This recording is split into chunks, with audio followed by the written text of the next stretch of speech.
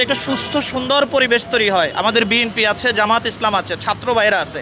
এদের থেকে কাদেরকে আপনি দেশের জন্য যোগ্য মনে করছেন? আমি এদের থেকে কাউকেই যোগ্য মনে করছি না। ইসলামিক দল হিসাবে আমি ইসলামী আন্দোলনকে বেশি ভালোবাসি। আর জামাত ইসলাম যেহেতু আপনি দিয়েছেন, জামাত ইসলামকে যোগ্য মনে করি না। ইদানিং আপনারা দেখতেছেন যে জামাত ইসলামের কাণ্ডগুলো দেখতেছেন, এরা ইসলামিক হয়ে কিভাবে এই যে ইদানিং যে কার্যক্রমগুলো করতেছে এগুলো কিন্তু কি করতেছে তার একটু বলবেন? এগুলা আপনার ওই পঞ্চগড় নাকি নীলফামারী জায়গাতে আপনার ওনারা কি করছে যে বক্তব্য দিতে গিয়ে ওখানে মহিলা একজন ছিল।